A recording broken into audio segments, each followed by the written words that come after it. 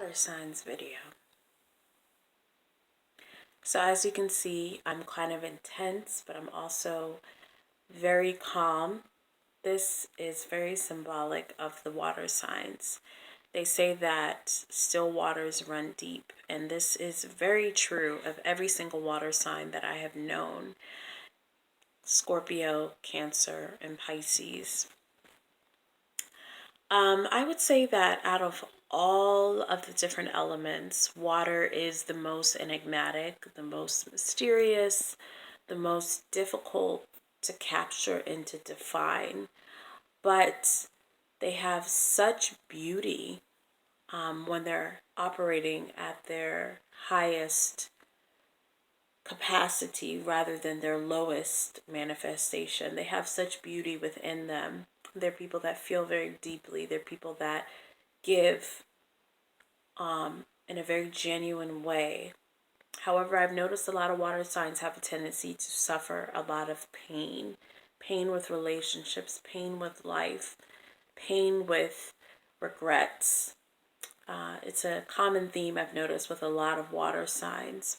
So I'm going to start first with Scorpio. So Scorpio is associated with the 8th house and the planet of Pluto.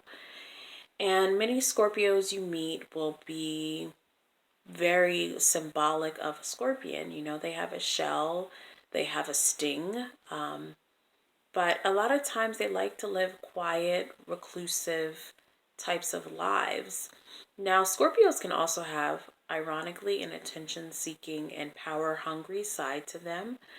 One of the people that I'm close with in my life is a Scorpio, and I've known some other Scorpios, and they definitely have a ruthless side to them, especially when it comes to trying to get to the top and trying to, obtain some type of power. But they also have this incredibly soft core that if they let you in close, they will allow you to see. And it is such a beautiful core. It's kind of like the onion with many, many layers, but you have to be somebody that they consider trustworthy and somebody that they want to be in their future for them to want to share that part of them with you.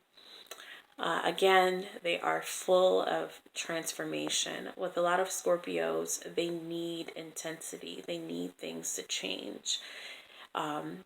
They need something that is going to stimulate them.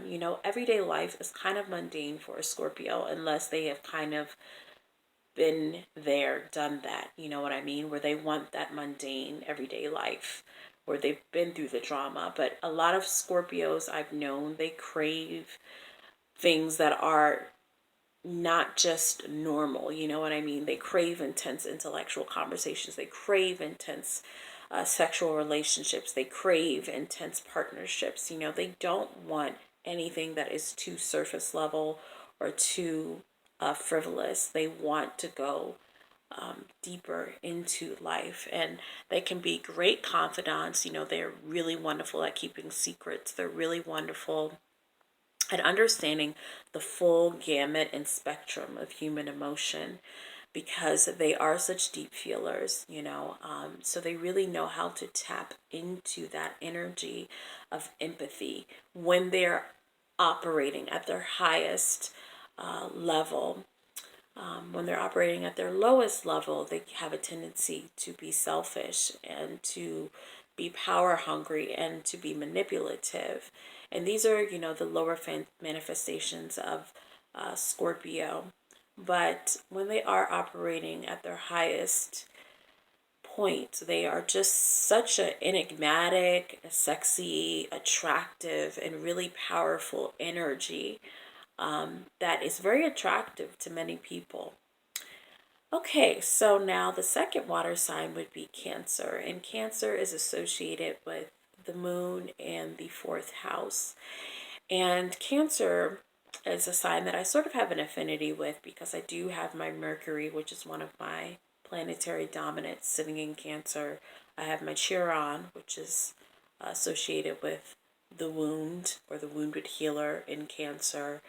I also happen to have, I think it is, oh, what other planet do I have sitting in Cancer? I have my Mercury in Cancer, my Chiron in Cancer, and another planet in Cancer. But Cancer is one of those signs I sort of have an affinity with. Plus, I've known quite a few Cancers. But Cancer is all about the home and the mother, and because the moon rules Cancer, it's all about the ebb and the flow, the tide. The tide constantly changes. So Cancers are very moody. They're very emotional people. From day to day, they can have a different mood. One day they can be totally happy, totally secure, totally confident with their future. The next day they could be crying and, just want to get away from the outside world and just kind of want to go into their own cocoon. That is totally Cancer. That's what Cancer is about, but they're also very nurturing. They're very maternal. They have very strong instincts, particularly when it comes to their loved ones and their personal environment. They take that very seriously. And Cancer is a sign that is really committed to emotion and nurturing emotions. If you think about somebody who says it's okay to cry, that is totally a Cancer saying it's okay to cry. For Cancers, emotion is strength. They feel that emotion is strength. But they do need to remember that emotions are not the only thing that define reality. Sometimes they have a tendency to let emotions cloud what the truth is. So they do have to remember to be more objective at times. But because they do have, like all water signs, Cancer, Scorpio, and Pisces, a strong intuition, many times, they do or they can decipher reality, because they have such strong intuition, so they're kind of tapped into not just what's said, but how it's said and how it was meant. So somebody could be saying the nicest thing, but if they don't feel like the person said it from a genuine place, they're not going to believe what you said, So that's definitely how a Cancer sort of operates. A Cancer, again, is one of those signs that's really committed to their home, to their relatives, to their siblings, definitely to their children, to their parents, and to their upbringing. They have very fond memories. And this is not just, when it comes to the signs, I'm not just even speaking about the signs, but a lot of times you may have an affinity with these water placements, Cancer, Scorpio, Pisces, if you have any aspects to them. So like if you have a sun conjuncting Pluto, you may feel like, oh my gosh, I feel very much like a Scorpio, because your sun is conjuncting Pluto. My moon is conjuncting Neptune. So I have a lot of Piscean like qualities to me, the compassion, the martyring, all of that type of stuff. So if you do happen to have, say, maybe your moon conjuncting the ascendant, you may feel very Cancerian, like, you wear your emotions on your sleeve, you're very emotionally fragile. So I would say that pretty much defines Cancer, is that, they are unpredictable, but they're very, very invested in their family. They do need to work on objective thinking, but they also are intuitive thinkers. And so they can definitely read between the lines and sort of see things more than just surface. They can read beneath the lines. And they have a great instinctual feeling when it comes to their family and their environment. They're really tapped into their children, into their families, into their environments. Now, the last sign is Pisces. And Pisces is, I would say, the deepest of all of the water signs. Pisces is sometimes a lost person, because Pisces has a tendency to merge with everything that it touches. Pisces has a difficulty in discriminating. They want equality for everybody.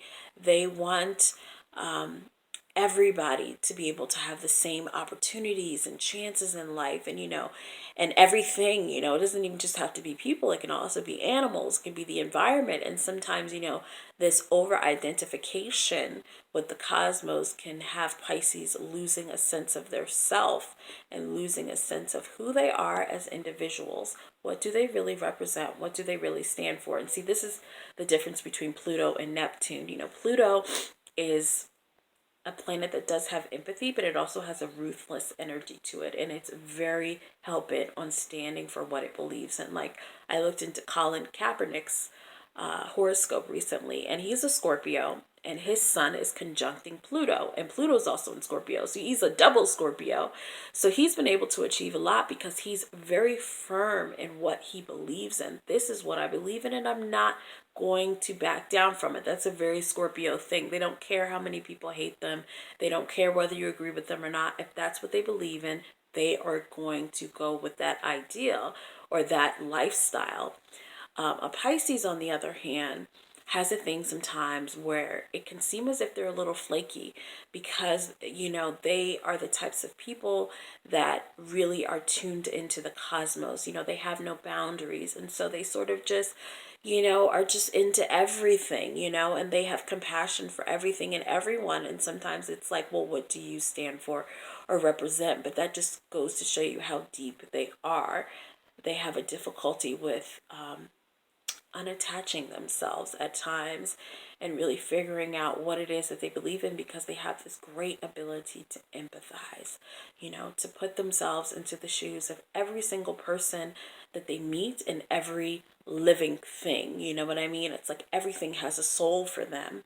And so sometimes they do have a difficulty with disengaging, you know what I mean? And a lot of Pisces I've met, both female and male alike, they have this need to participate in the great escape of life.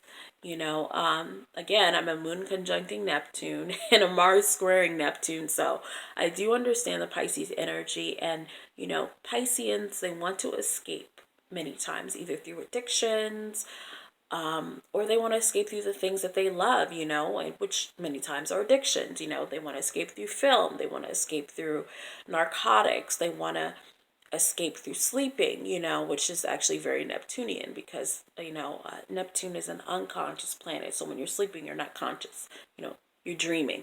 And that's pretty much very symbolic of the Piscean energy, They are sort of kind of heavenly in a certain degree, They have a tendency sometimes to lie and to be delusional, but they also are very honest. When a Piscean is at its most evolved state, they are some of the most emotionally honest people that you will ever meet, but they do have to get to that place. But once they're there, they are there. And it's just such a beauty about it, There's depth, and there's also this emotional honesty with who they are. And when they get there, again, it's a beautiful thing. But they do have to remember to stay away from the addictions, to kind of understand that reality is what it is. Life is not a fantasy, that life is real, you know what I mean? And we can't sort of mix the two. We can't, try to sort of make life some fantasy, or to think that life is going to be a perfect utopian paradise, because it's not. So that's something that Pisceans have to work on. But to sum it all up, you water signs are some truly beautiful people, very interesting, full of depth, full of mystery, and you all definitely are a great conclusion to the signs. I'm hoping my next video will be covering the nodes, and the nodes are basically what we were in a past life. Our south node would be what we were, and our north node is basically what we should strive to be in this life. What is our soul mission? So my south node is in Virgo, and my north node is in Pisces. So I will cover that in another video. You guys have a good night.